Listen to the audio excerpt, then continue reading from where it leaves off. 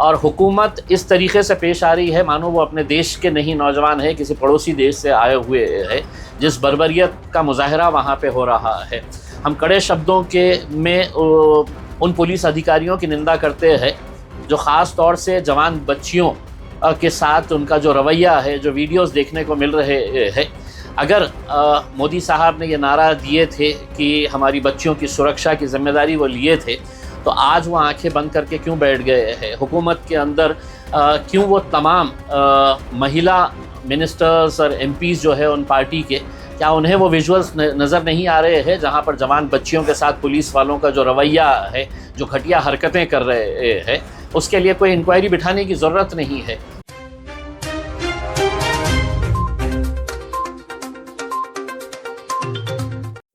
कल जो दिल्ली में चल रहे थे मामले, सवाल यही करना था आपको, बाकी का जो है उसमें है।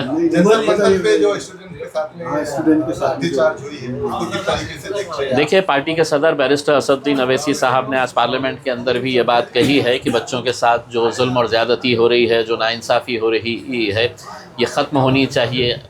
उनकी आवाज़ जो है वो हुकूमत ने सुनना चाहिए। मेरे हिसाब से दुनिया में ये पहली ऐसी हुकूमत होगी जो अपने ही नौजवान बच्चे, जो इस देश का मुस्तकबिल है, भविष्य है और सबसे बड़ी ताकत है, दुनिया के अंदर सबसे ज़्यादा यंग पॉपुलेशन कहीं पर है तो वो हमारे भारत देश के अंदर है। और वहाँ पे जिस तरीके से पुलिस का रवैया देखने को मिल रहा है और हुकूमत इस तरीके से पेश आ रही है मानो वो अपने देश के नहीं नौजवान है, किसी पड़ोसी देश से आए हुए है।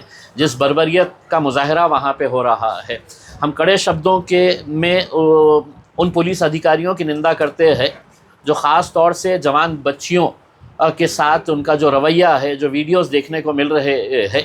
अगर मोदी साहब ने ये नारा दिए थे कि हमारी बच्चियों की सुरक्षा की जिम्मेदारी वो लिए थे, तो आज वो आंखें बंद करके क्यों बैठ गए हैं? हुकूमत के अंदर क्यों वो तमाम महिला मिनिस्टर्स और एमपीज़ जो है उन पार्टी के, क्या उन्हें वो विजुअल्स नज़र नहीं आ रहे हैं जहाँ पर जवान बच्चियों के साथ पुलिस वालों का जो रवैया है, जो घटिया हरकतें कर रहे हैं, उसके लिए कोई इंक्वायरी बिठाने की ज़रूरत नहीं है और उन्हें सस्पेंड करने की ज़रूरत नहीं है। उन्हें फ़ौरन नौकरी से बर्तरफ करना चाहिए क्योंकि वो उस वर्दी के लायक नहीं है।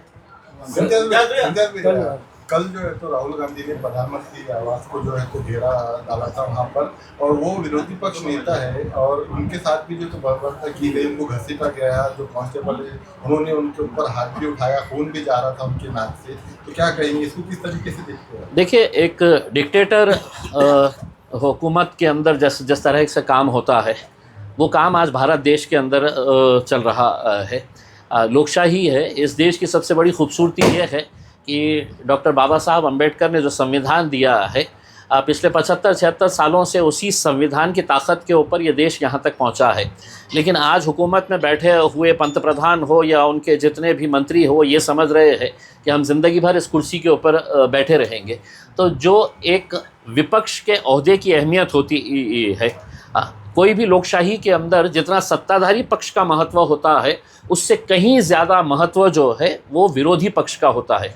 और अगर आप विरोधी पक्ष को ही मतलब इस तरीके से रोड पे घसीटेंगे और इस तरह की अगर रवैया इख्तियार करेंगे, तो वो दिन दूर नहीं है जब सत्ताधारी पक्ष के लोग जो है वो नीचे आएंगे। सभी पार्टी जो है तो स्टूडेंट के सपोर्ट में आगे आ रही है। एमआईएम पार्टी भी औरंगाबाद शहर में कुछ ऐसा मोर्चा या इनके सपोर्ट में? देखिए, पूरा फोकस जो है, हम जो मांग सोनम वांगचुक साहब ने उठाई थी, हम उसके साथ हैं। हमने भी ये बात को बार बार कहा है। बैरिस्टर असदुद्दीन अवैसी साहब ने भी ख़ुद ये बात कही है। चंद्रशेखर आज़ाद जो लोकसभा के अंदर डॉक्टर बाबा साहब अम्बेडकर का जो भव्य सा एक पुतला है, उसके नीचे वो वहाँ पर बैठे हुए हैं। बड़े अफसोस के साथ ये कहना पड़ रहा है, कोई भी राजनीतिक पार्टी का नेता उनसे जाकर मिलने के लिए तैयार नहीं था।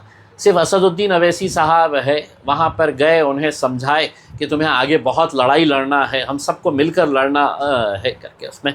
तो ये एक बात को समझाता है कि आज किन समाजों को निशाना बनाया जा रहा है उसमें।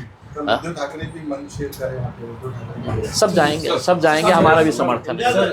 आज जैसे कांग्रेस और बीजेपी के कार्यकर्ता बहुत जगहों पर आपस में भिड़े, इस पर क्या कहेंगे? बहुत अच्छी बात है। नजर का सवाल है और भिड़े इंडिया जो है एक्सप्रेस वाटर एक्सप्रेस लाइन लाने में आपका बहुत बड़ा रोल रहा है, मगर शहीदों करने की जो पानी की टांकी बनी वो अभी 80% ही काम नहीं हुआ है उसका। देखिए, पानी की के ऊपर अपने पार्टी की तरफ से मैं हाई कोर्ट के अंदर पिछले महीने जो पिटीशन चल रही है बम्बई में, हमने अपनी पिटीशन डाले थे और हमारा कहना यही था कि बहुत सारे ऐसे इलाके हैं, आपको ताज्जुब होगा कि पहले ऐलान किया गया था कि हम 52 टाकियाँ बना रहे हैं। 52 टाकियों में से कई ऐसी टाकियाँ हैं जिसके अंदर आपकी हरसूल की भी एक टाकी है, उसको कैंसिल कर दी गई है। जिंसी की टाकी कैंसिल कर दी गई है, चिकलठाना के अंदर की टाकी कैंसिल कर दी गई है। तो कौन ये फैसले कर रहा है और क्यों वहाँ पर कैंसिल किया जा रहा है ये इसमें? दूसरा ये है कि आज ही के अखबार के अंदर एक हेडलाइन आई है कि एमजेपी के सेक्रेटरी ने कहा है कि अब हम सुनेंगे नहीं, दिसंबर तक काम मुकम्मल हो जाना चाहिए। अभी की खबर आई है कि यहाँ के जो मंत्री है अतुल सावे साहब, वो N5 की पानी की टाकी के ऊपर वहाँ पर जश्न मनाने के लिए गए हैं कि पानी आ गया है करके, हाँ, ढोल नगाड़े बजाते हुए।